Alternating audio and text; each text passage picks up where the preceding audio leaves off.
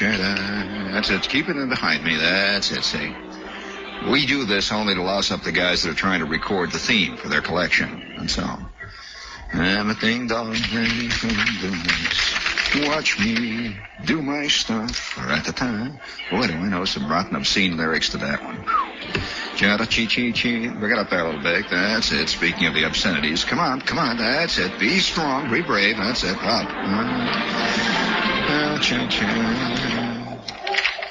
Give him an inch, and those clutches will take the whole state of Iowa. Well, bring it up there, man.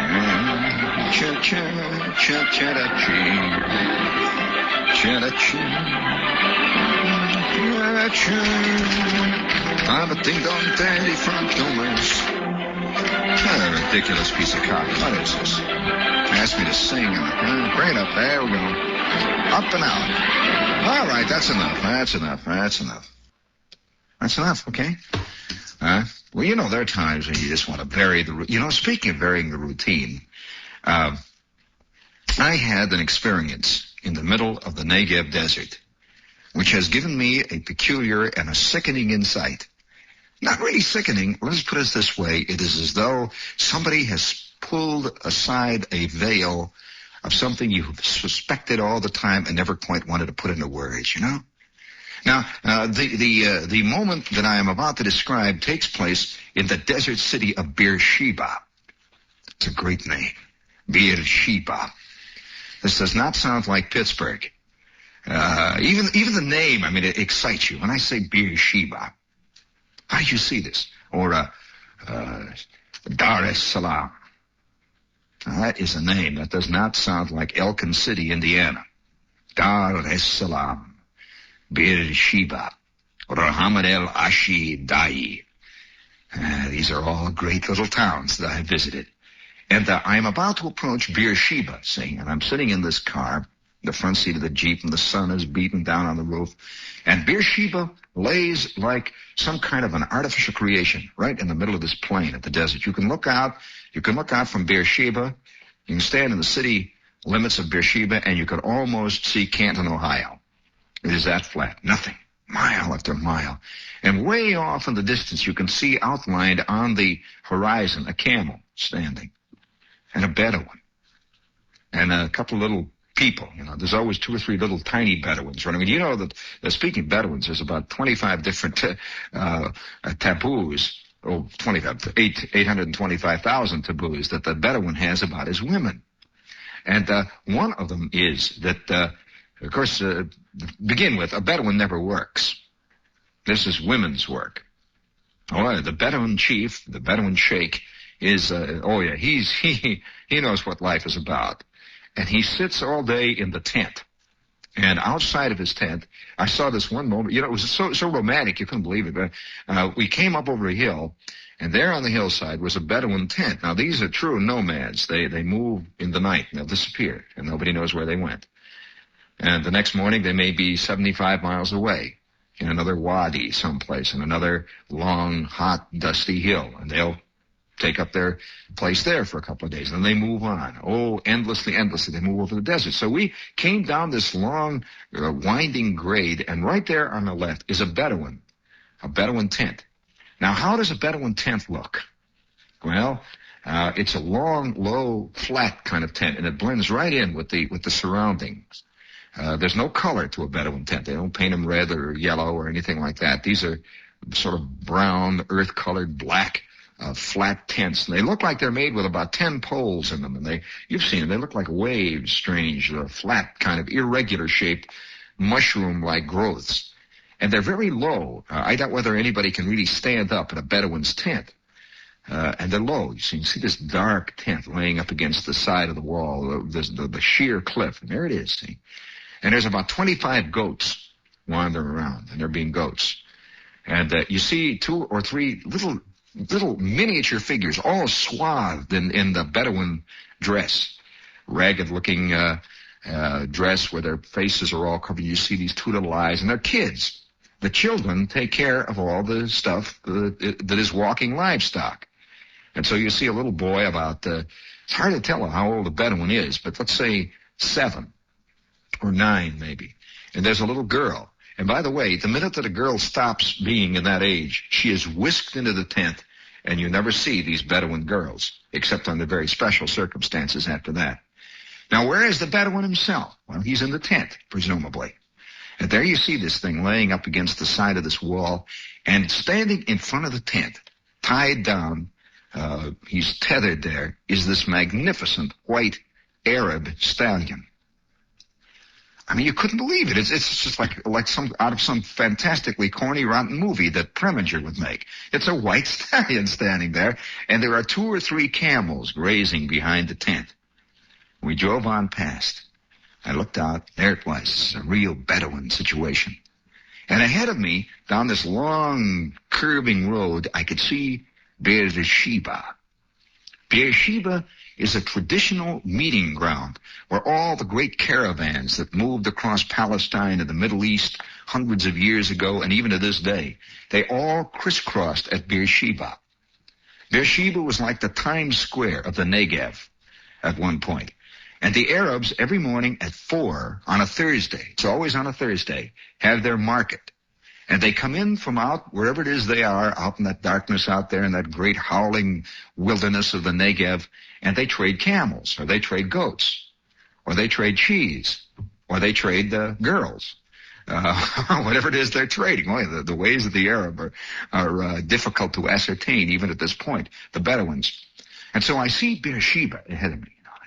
I feel this inside me, coming up with this fantastic excitement. I am the man of the urban world, the Western man, see, approaching one of the ancient cities of mystery, one of the ancient cities of desire and intrigue. I am approaching the great crossroads. Bring it in now. That's it. Sneak it in there. How many cues do you need? Just keep watching me. It's all right. That means bring it in, okay? And you could see this city lying there all by itself, in the middle of the desert. Nothing but the big sun hanging over it. Beersheba, the crossroads of the camel caravans, thousands of years old. And thousands of camels have crossed these plains, have stopped briefly near the oasis, right outside of Beersheba, and then moved on to Arabia, to Persia, to China, to the great ports of India, and back down to Spain, and to the edges of that vast subcontinent, the Middle East, Beersheba. Oh, wow. All right, there it is. Now keep it up there and watch for my cue, all right? Just set it back, all right? And I said to myself, wow, Beersheba, isn't that an exciting name? They say that it doesn't sound like Teaneck. Although, ironically enough, I suppose to a Bedouin, Teaneck sounds like an exotic name. Teaneck, Beersheba, Ashkelon. How about that for a name? Ashkelon. How about Jaffa, laying on the Mediterranean? Hot, steamy, the Arab quarter of Tel Aviv. And so I came down that long road, saying, it's Beersheba. And the guide sitting next to me, I says, well, where are we going to stay? He says, you won't believe it. He's a Romanian. See, he says, unbelievable. I said, really? And he says, yep, unbelievable. And 10 minutes later, we pull up in the middle of this plain. You can see nothing for mile after mile after mile. We pull up in the middle of this plain in front of a little bit of, I couldn't believe it, a little bit of Las Vegas. The Desert Inn of Beersheba. It was made out of plastic. It had plastic palm trees because they had come to believe, like so many of us do, that the plastic version of something is somehow even better than the real version of that thing. I wonder how many people today own plastic roses because they're so lifelike. And they walk past florists every day where they can get the real lifelike thing. But the thing about plastic roses is you can wash them off, and you can just flip them and the dust comes off, and they never lose their petals. And so here were plastic palm trees and green grass standing on the dark, howling plain of Beersheba, where the camels had crossed For centuries before, the Bedouins had rested, and intrigue was a way of life. The Desert Inn.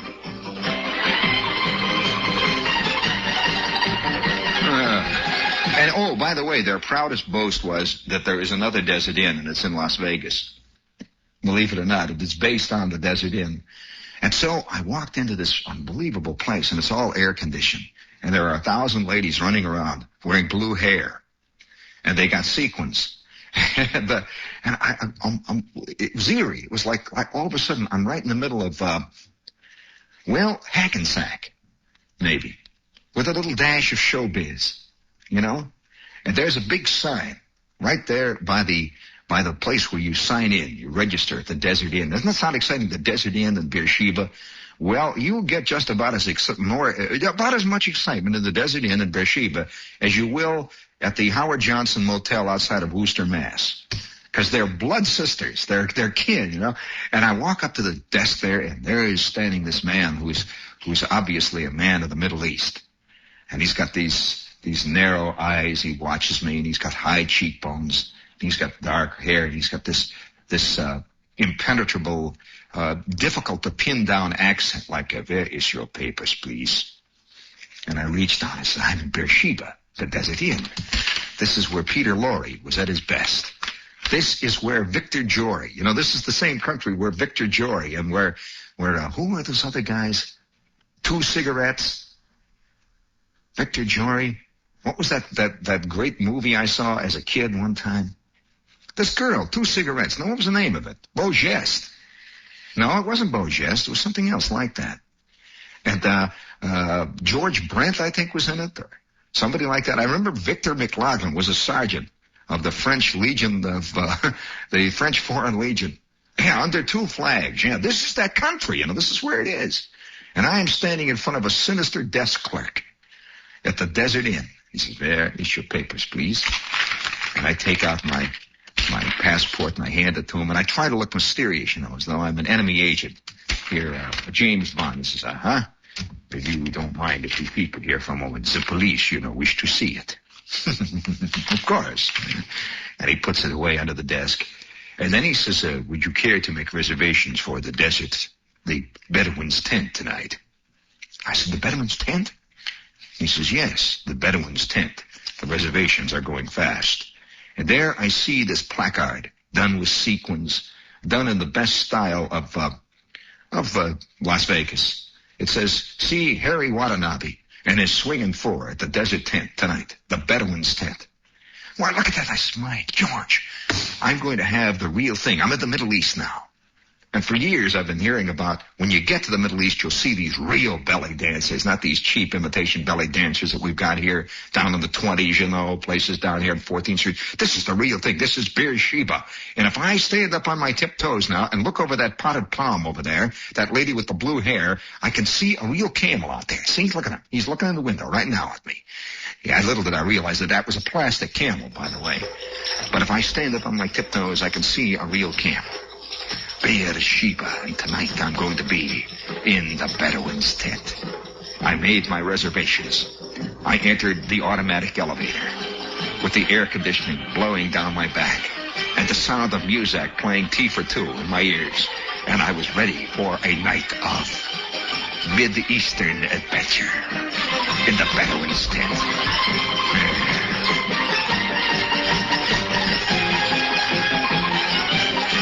Very good now. And you just stick around and I'll finish these little whoopies. Speaking of deserts, that reminds me, this is WOR, AM and FM, New York. A guy wrote me a note here. What did he say about that? He says, Shepard, are guys who wear these Woolworth disguises, these suits that are guaranteed to make them look tall, thin, and like James Bond, are they really all Woolworth and a yard wide? Or are they faking it?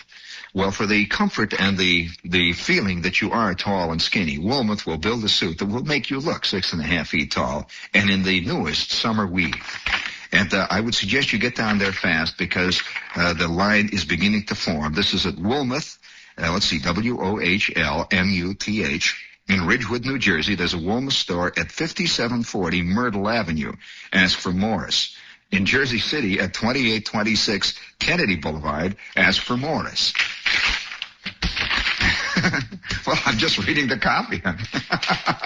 I can't invent it. I couldn't invent a gag. That sounds like right out of Catch-22. Let's see, we've got, what do we got here? Rover. Speaking of Catch-22, we have Rover.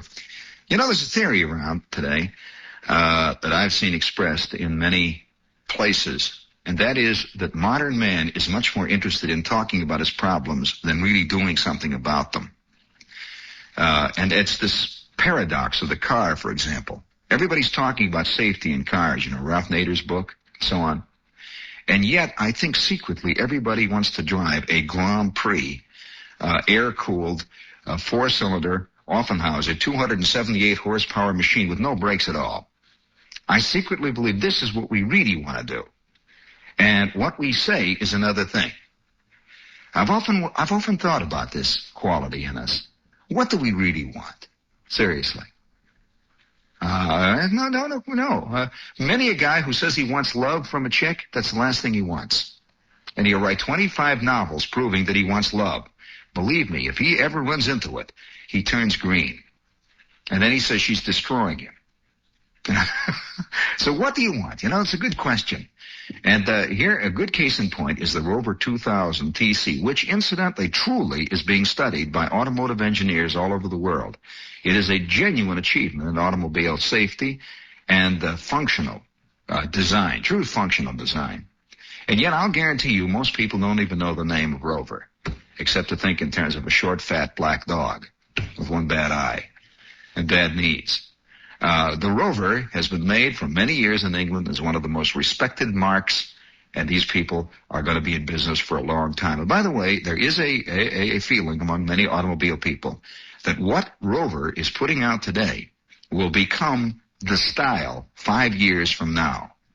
This is the Rover 2000 TC, a great car. And though, speaking of myths, we will be live at the Limelight this week.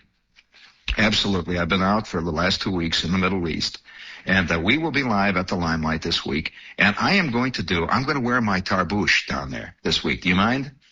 I'll tell you, there's a very funny thing about hats. I collect hats wherever I go. You know that the quickest way you can begin to have an appreciation of the feeling that a hat creates in a guy's world, his own inner world, is to put on a hat yourself. Now, for example, I think a lot of people who don't understand LBJ, all they've got to do is put on a 10-gallon Stetson and walk around for 5 minutes, and you will understand more about LBJ than you will in all the editorials written in Time, Life, Zip, Whoopee, Pick, Realist, all of them. It's a fact. And I put on my tarbouche, which I picked up in Nazareth, and in 30 seconds, I find myself looking for hashish.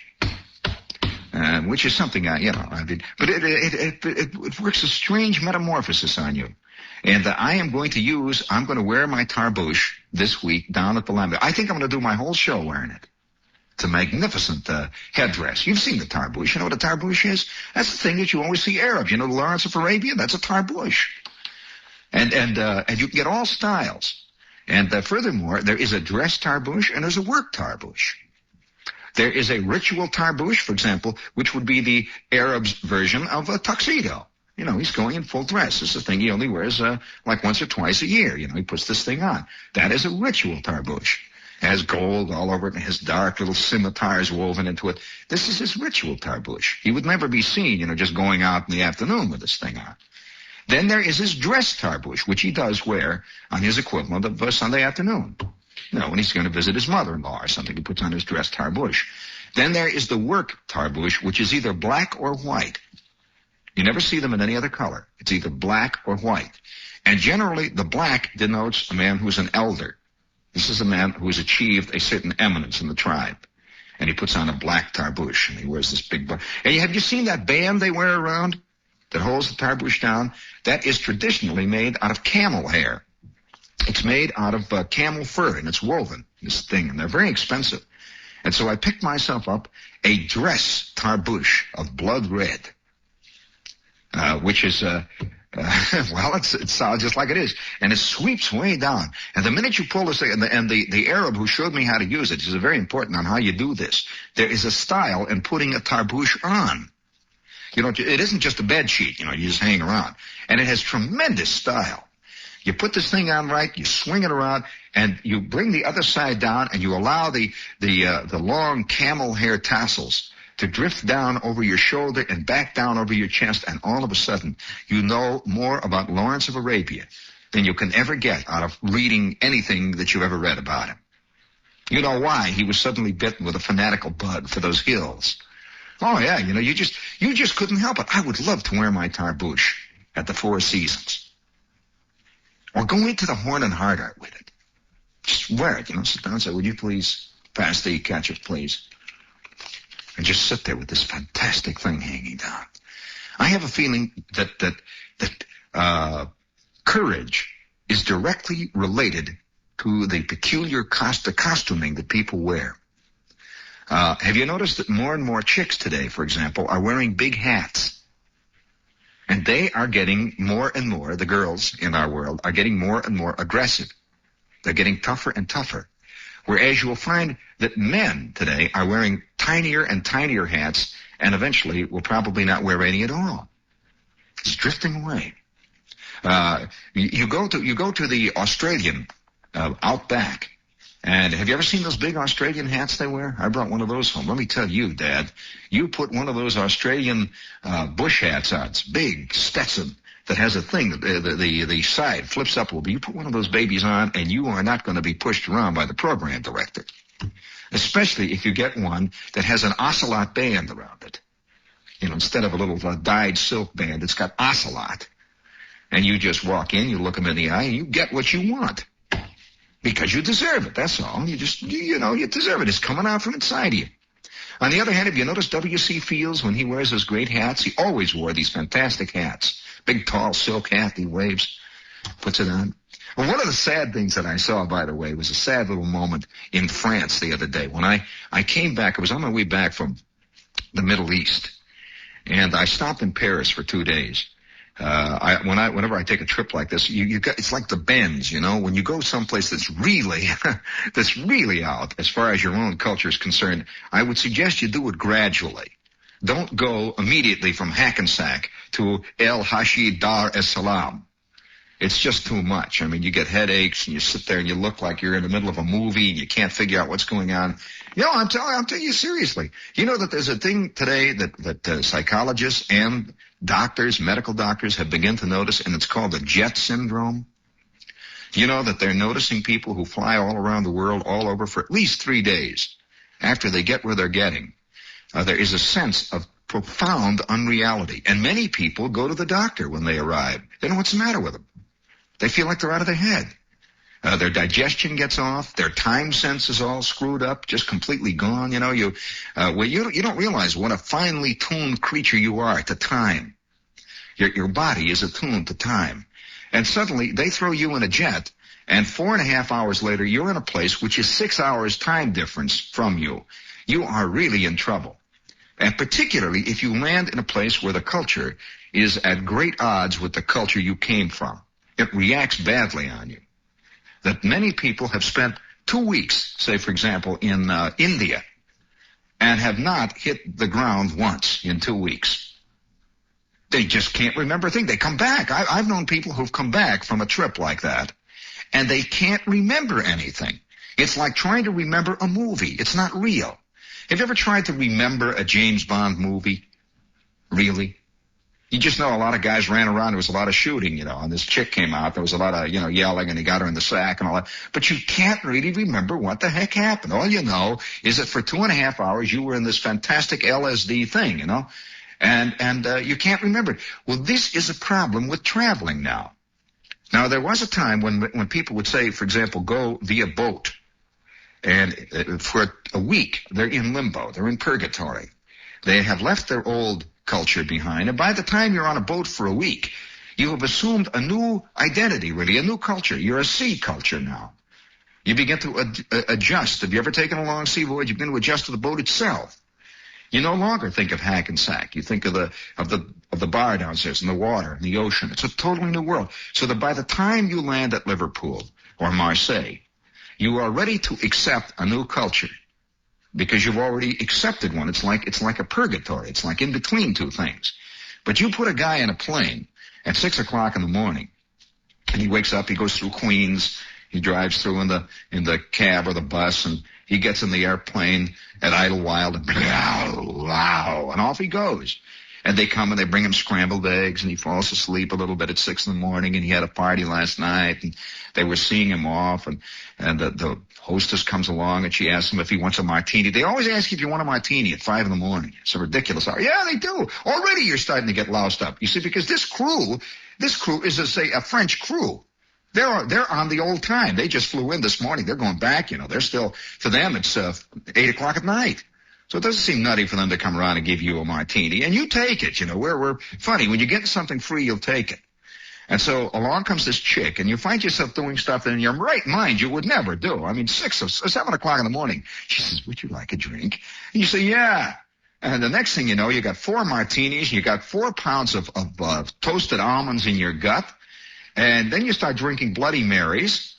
And you're all confused. By now, your system is revolting about this. But you're in an airplane, you see. An airplane gives you much license. It's like being in an automatic elevator. Yet you are not part of a world, you see, because you're not, you don't contact the sea, the earth, the air. You know that when you're flying over the ocean at 38, 39, 40,000 feet in a jet, you know that you rarely see the ocean? People keep thinking, gee, I'll look out, I'll see the ships down there and all that. You never see, out over the Atlantic, you see nothing but this long bank of clouds constant. That's all you see. It's like Never Never Land. And so your body is in Never Never. You're drinking martinis, and you look at your watch, and gee, it's 6 o'clock in the morning, 6:28. I've had 3 martinis already. And the chick brings the scrambled eggs, and you knock that down. Then they follow that with liqueurs. Can you imagine following this? She gives you the scrambled eggs, and they come along with the Benedictine and the Drambuie, and you knock 2 of those down. And by this time, your system's going, help, oh, wow, what the hell's going on? Oh, wow. And you're sitting there casually, and across the aisle is this French chick with the long ivory cigarette holder, and you've got this conversation going, and she keeps fading in and out, and she doesn't understand English, you don't understand French, and you reach out and you pinch her, and she yells, and the stewardess comes, and you holler, and they take you back and put your head under the water in the john, and this goes, it's going on. And there's all other guys doing the same things. This lasts for what seems like 5.5 minutes. And suddenly, the guy comes out, he says, well, would you please try that seatbelt? 7 languages, and you can't pick yours out because of the martinis. And they come, they put the seatbelt on you, and then you land. And 2.5 seconds later, you're in this strange place, and it all looks like a set. It looks like a gimmick to you. Now, I'm not exaggerating this. I'm not at all. You walk through Orly Airport as though it's a dream. It just doesn't seem real. Now, of course, the thing that must be said about these airports and that is that now there is such a thing as Airport International. All airports look alike. Absolutely. You would think, for example, that if you go into Orly Airport, somehow it would look French. It does not. It just is modern airport. That's all you can call it. There's a lot of stainless steel and a lot of airline stewardesses walking around, a lot of big signs that say arrival, that say lockers. It just looks exactly like Kennedy, and you're walking around there. But yet there's something a little out of focus. You can't quite figure out what it is. There's a funny look in the people's eyes. And it's all a little strange. You're in Airline International. You're in and this is designed also to euchre you. Instead of gradually introducing you to France or to Athens or to Nigeria, all you do is it's like an extension of the plane. All planes are the same. The French plane on Air France is a Boeing 707. Just like the plane that's on TWA that flies to Chicago. It's a Boeing 707. And they all look the same in that. Same seats, the same windows. Even it's getting to the point now where they all have the same kind of food in a nutty kind of way. Because all of the airlines are trying to outdo each other with gourmet food. And there is such a thing as Gourmet Taste International. The filet of sole Amandine comes, and you get this on the German plane, you get this on the Israeli plane, you get this on all the planes. They got the garage, you eat it, and you're never really in the country. You're just sort of vaguely in the country. And since all these hostesses all speak 9 languages, you don't make any contact at all there either. She speaks your language, and that's the end of it, see? And so you land in this airport and come down, and now you're in Orly. And you have to keep pinching yourself. I'm in France. France. What the hell, France? You look around, and now you're sitting in a restaurant. And you pick up the menu, and it says hamburger, cheeseburger. It says scrambled eggs, ham and eggs. It says English-style roast beef. You say, what? I'm in France. Because you see, immediately they've spotted you as a non-Frenchman, so they give you the English menu. So you sit there and you say, I'll have a cheeseburger aimant. They're trying to bring France into it or something, or, somehow. And he brings you the cheeseburger, brings you a little cheese and that, and you sit and you eat it. And 9.5 minutes later, you are in Tel Aviv, in, again, an international airport. You still don't believe it. You're still in the same place. It's like you're still in Idlewild. And then the doors open, you step out, and instantly it hits you. Instantly, there's a great blast of something. It's the air. It's the atmosphere. It's the smell. It's everything. You are now suddenly, without any equivocation, you are now in another world, and you ain't ready for it. You are not ready for it. And you sort of stagger down the street, and you see all these signs in the Hebraic, and you see these arching palm trees, and you see that sun hanging over you, and it's 197 degrees in the shade, and you see these fantastic women walking all around you, and you see guys with tarbushes, and you say, oh boy, and you think, what is it? What? You're trying to grab it. And this is why many people, go by tours. Because there is that momentary sense, that wild sense of insecurity, that it's all a set. Can you imagine yourself in the James Bond world instead of watching it? Well, you'd need a guide. You notice that Bond doesn't need a guide? You'd need a guide. You'd have to have somebody to tell you when to pull your gun. Somebody to tell you when to shoot the chick in the gut, or whatever it is, because you can't relate to this thing. You know that this is really related to another problem, a strange kind of thing that I read a paper on here not long ago. Do you know that when guys get into battle, because your life is so oriented, all of our lives, we think in terms of not killing people. We think in terms of danger is hypothetical, especially when you're a moviegoer. People who watch movies rarely think when they see James Bond shoot a girl in the gut that he has seen somebody get shot with a .45. It becomes a bit. It's a thing. And it's very unreal.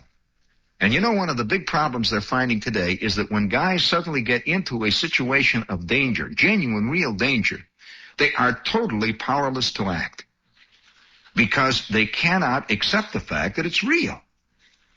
And they found in many of the combat units in Vietnam, for example, that guys would be put into a situation suddenly and they're mowed down without even so much as pulling their gun. They never fire a shot. And they interviewed a lot of the people who were wounded, and they find that the guy who is the more involved movie fan, isn't this a nutty little fact, is the guy who was most likely to get wounded. Never thought about that, did you? That, shooting is something that, it's a pow, pow. Hey, you're dead, Charlie. All right, I'm the good guy now, and you're the bad guy. Okay, bang, bang, that kind of thing. Well, all of a sudden, he gets a slug through the gut, and he is shocked because it's never seemed real to him before. Well, that's what happens to a traveler when he gets out and he steps out of the air-conditioned world of Airport International, out of the world of 707 Caravelle, 720 Super Starflight Jetstream. He steps out of that world, and now he is suddenly, without any warning, in a world of reality. And he's liable to get run over by the first car that comes down the street. Yeah, and your stomach gets upset. Vague things, start working on you. Back home, it is now 8 o'clock at night. Here, it is 7 in the morning, let's say. And you are suddenly, your system is still working on an old time scale. And 5 minutes later, somebody takes you to lunch. You're not used to going to lunch at 3 in the morning, are you? You go to lunch, and what do they give you? They give you sheep's eyeballs. And you down the sheep's eyeballs. And it's vaguely scented with tobacco leaves and ancient Middle Eastern spices. And you put that down. And by nightfall, you feel like you're out of your head. literally out of your head. This is strange unreality.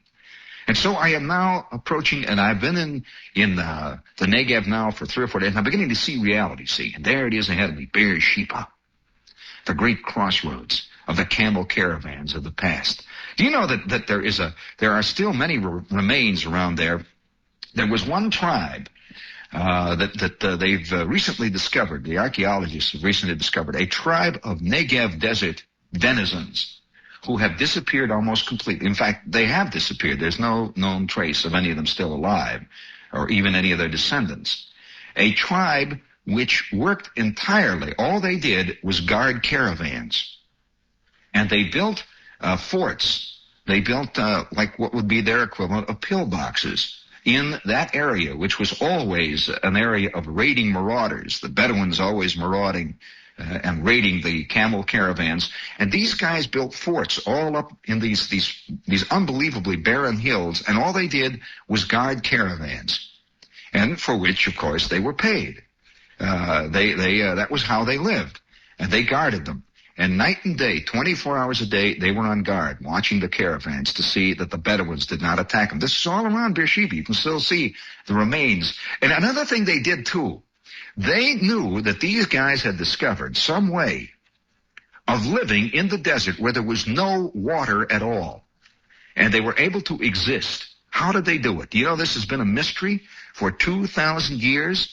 And recently, a scientist, by going out into the desert and working and living in the remains of where these people lived, he doped it out and has been able to live in the desert himself now for over a year and a half. You know how they did it? You couldn't believe how these guys did it. How shall I describe this? I saw where they did it. On the hillsides, these early tribes had discovered that at 2 and 3 o'clock in the morning, as you know, in the desert world, it gets very cold at night compared to the daytime temperatures. And so during the day, it may be 100 degrees or more. No humidity at all. And suddenly at night, it drops to 55.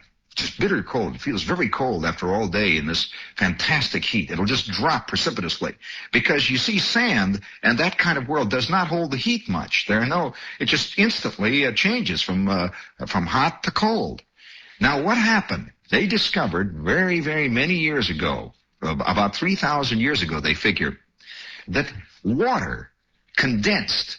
When it got cold, what little water there was in the air condensed on a certain kind of rock, a certain kind of spongy, porous rock that was a lava rock.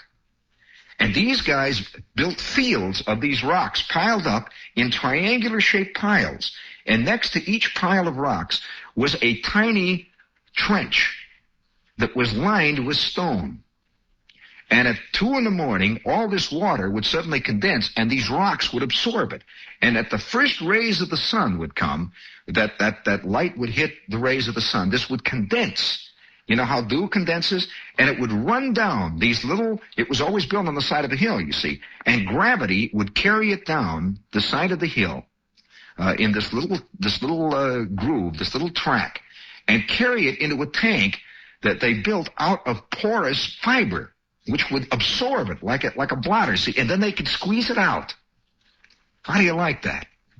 And these guys not only lived, they flourished, and they grew gardens. No one has ever been able to figure this out, how they were able to grow gardens in the middle of the desert. And do you know that right now, at this moment, in the Negev desert, there is a feeling that this will be the way that they can defeat the aridity of the desert without bringing pipelines of water 14 million miles, that they're going to do this in a modern technique.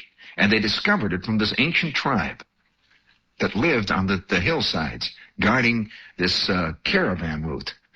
Well, the scientist who discovered this, he couldn't figure out, he didn't really discover it, he suspected it. And he could not really prove this because it seemed so unreal. You would not believe that you could get that much water out of the air so that a whole tribe could live, would you? It sounds like it's something that wouldn't work. It sounds like a great idea, but something that wouldn't actually do it. Well, he moved out into the desert himself, and he has been living totally incommunicado for 2 years and has grown a garden a beautiful garden out in the desert, and he's one man, you see. He's out there with his wife. He's grown this garden, and nobody sees him. And for over 2 years, he has existed in the middle of the most arid desert in the world, completely arid.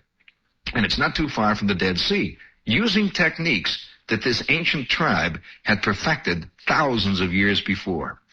And you know, even to this day, that tribe is vaguely loved in that district.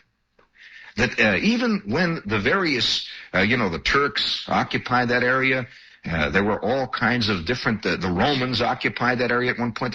This is the great turbulent Middle East, these deserts. And these people always, whenever the new crowd would come, they would continue to do what they did. They never got in. They had no hate for anybody. This is a fascinating, they found a lot about this tribe. They did not bug anybody. They weren't after anybody. And all they wanted to do always was to maintain their little civilization in the desert. And the theory is that they gradually intermarried with all of the various tribes that moved through that area and eventually disappeared entirely. They say that if you go into certain side streets, do you know that it is not uncommon to run across totally blonde Arabs? Now, most people think, they'd be surprised. Blonde, they look exactly like crew-cut guys from Indiana. And the reason this is so is because many of the Crusaders intermarried with the Arabs of those ages and left, and once in a while one is born. It looks exactly like a Crusader. They look like an Irishman. And he's living in the middle of a family that looks, very Arabic. He's a throwback to one of the very early ancestors of this particular group. I'm sorry, I wanted to tell you the story of the desert. All right, we'll save that for tonight, for tomorrow night, okay?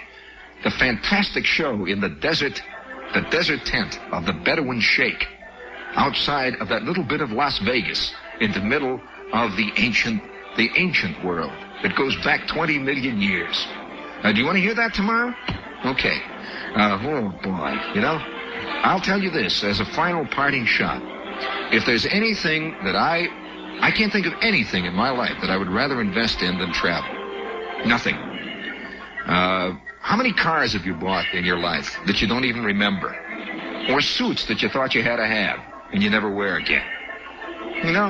Millions of things, but once you have been in the desert, once you have been somewhere, you can never forget it. And they can never take it away from you. Once you've walked on the streets of Bangkok, you just don't ever lose it. Ever. You have been forever changed in a subtle way. And you find yourself fighting against it, too. And yet you also find yourself welcoming it, this strange, subtle change. Once you've really traveled a great deal, you can never be didactic about things which are so glibly said by those who have not been on the scene.